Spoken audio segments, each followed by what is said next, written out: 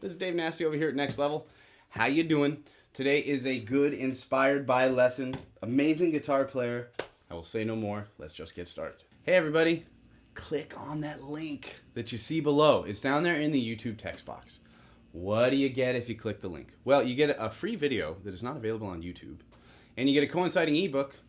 Ebook's pretty awesome. Comes with all kinds of chords and scales and diagrams and all those things that you need in your everyday life. So just click on the link that you see down there below. Okay, so the first thing that we're going to do here is we're going to establish our key and or our position here. And we're working off of a really classic kind of shuffling vibe. Everybody knows that, and we're going to be working in the 7th position. If you're unfamiliar with the fingering of that chord, though, of course, let's touch base on that really quick.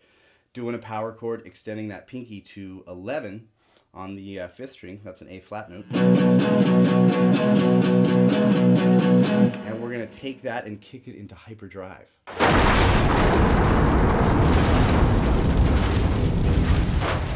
That's the whole goal.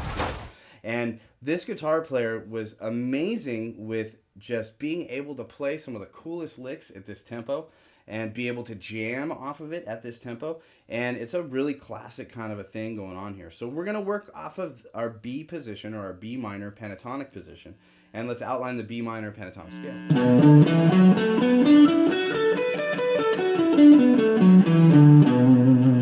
So in here, we got a bunch of licks that we could do and some really neat double stops that we could think of. And double stops are 2-note chords. And I'm going to think of the ones here initially with my first finger off of the G and B strings. And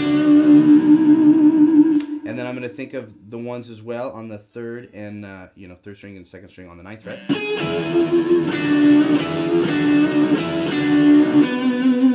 And I'm going to resolve back to that B. Now you can hear I'm killing the guitar in between each one of these because I've got a lot of gain on the amp. And that's part of it, as well as I've actually got a phaser on it as well when we get into it. So that's also a significant part of the sound. I like to swim in reverb. Covers my mistakes and makes me sound cool. That's just the way that I roll it. So those are the tone requirements for today, right? Now within this, that's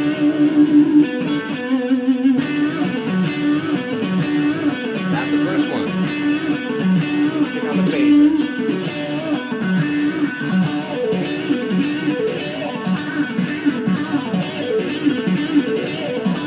Now, when I do that, I'm only hitting this one, and then I'm picking, of course, my B. So I got 2 in a row, and I pull down, and I land on the F sharp there.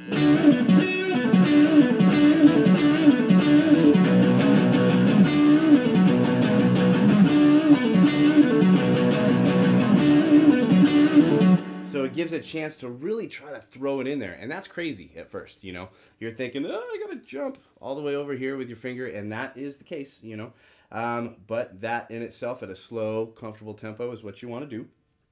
And from there, maybe we can get chromatic.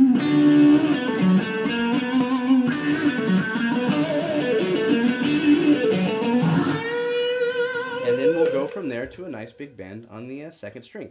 Now, of course, the reason why this is functioning so well is because this is going to a B note, or I'm stretching it up to a B note, and that is the starting note of my scale position. Now, for anybody that has trouble with bends, I recommend maybe hitting the note you're bending to, and then bending it, because it's kind of like tuning the guitar, and that really helps. And you hear that note, it's like back to back with each other, and that's a good way to do that. I just threw that on there as like a punctuation for the phrase, you know, thinking that this is my phrase. I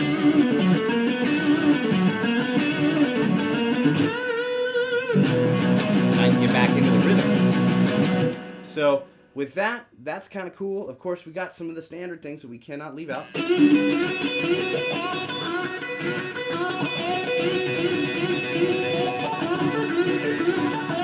Now with a phaser, done that one before. Now, with a phaser and just a whole lot of attitude, you know, we're going to hit or miss on this one. We're going... I think the hardest part about this is going to be the rapid pace that we're trying to throw these in between the chords. That might be one of them. But this is just such a significant sound. Now, as we learn each one, we're going to put it in with the other ones. So I'll play to show you what I'm talking about.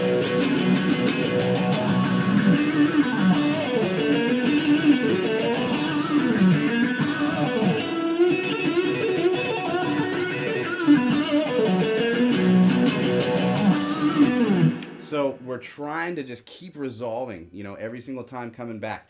And it's almost like, you know, we're being fancy in between a rhythm. You got to think this guy was a singer and a guitar player at the same time, so he had to do everything all in one shot. And you get a lot of cool licks when you play in that kind of way. So what else can we do here? Let's jam out a little bit and see what happens.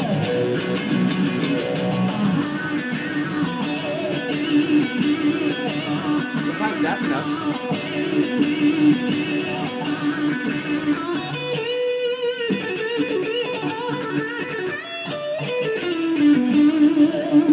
So that lick, you've probably heard me do that in other videos, and I realized I stole that from him. So that lick really quick.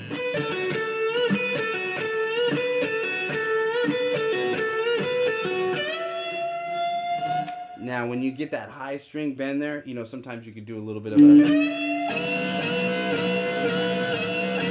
upstroke to get a double bend there. So I'll turn my body slightly there so you can see. This finger here is going to get on an upstroke. The two that I'm holding here and the first finger is blocking over the third string and actually hits a little bit of the fourth string here. A lot of people always say, hey dude, how do I stop that popping noise off of my bends? I recommend kind of approaching it this way. It's a dampener and a capo, that first finger. That's what it works at.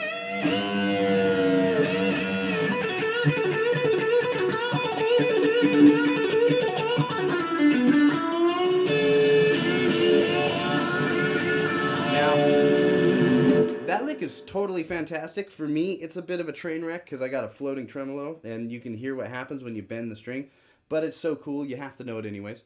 Third finger comes up, pinky lays flat to get these two here, and we're focusing on those nice double stops. All right, everybody, go to the website, nextlevelguitar.com. That is this Inspired by lesson. I hope you enjoyed it. I always love doing them, and I will see you next time.